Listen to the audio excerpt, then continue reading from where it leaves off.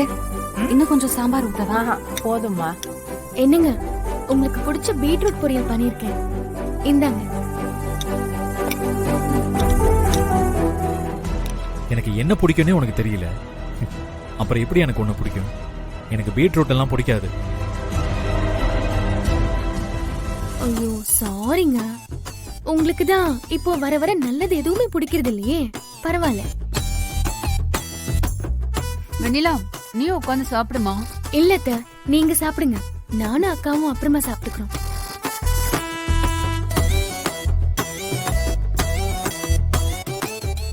என்னது சாப்பிடலான்னு பார்த்தா இவங்கெல்லாம் சாப்பிட்டுக்கிட்டு இருக்காங்க. எனக்கு வர பசிக்குது. சாரா, உட்காரு. போட்டி எல்லாம் ஒரு பக்கம் இருக்கட்டும், அதுக்காக வீட்டுக்கு வந்திருக்கிற ஒரு பொண்ணு பட்னி எல்லாம் போட மாட்டாங்க. உனக்கும் சேர்த்துதான் சமைச்சிருக்கேன், உட்காரு.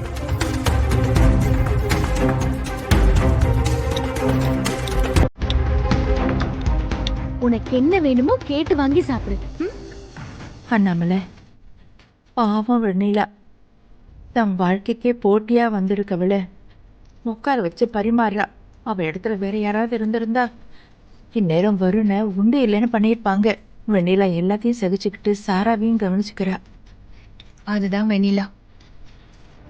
அவ எதிரியா இருந்தா கூட அவங்களும் நல்லா இருக்கணும்னு தான் நினைப்பா. இப்படிப்பட்ட பொண்ணால யாருக்குமே கிடைக்க மாட்டாங்க.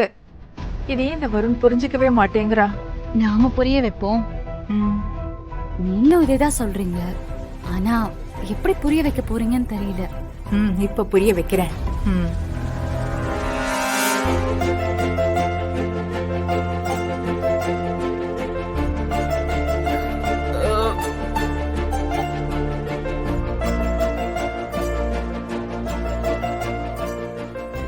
வருண், என்னப்பா இவ்வளவு சாப்பாட்டை மிச்சம் வச்சுட்ட?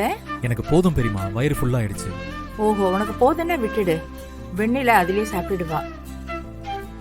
வேணாம் பெரியமா, நான் இதை கீழே கொட்டிடுறேன். ஏன் உன் எச்சில் பட்ட சாப்பாட்டை அவ எப்படி சாப்பிடுவான்னு யோசிக்கிறியா?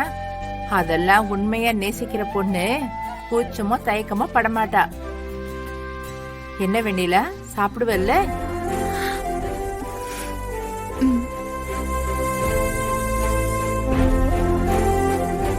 சாரா, எனக்கு சாப்பாடு போதும், இதை நீ சாப்பிடு. உனக்கு போதும்னா போய் டஸ்ட்பின்ல கூட்டிட்டு வா வருண். நீ சாப்பிட்டேச்சி, என்ன சாப்பிட சொல்ற? இதெல்லாம் என்னால சாப்பிட முடியாது. இத பார்க்கவே ஒரே நாஸ்தியா இருக்கு. Go and throw it in the dustbin.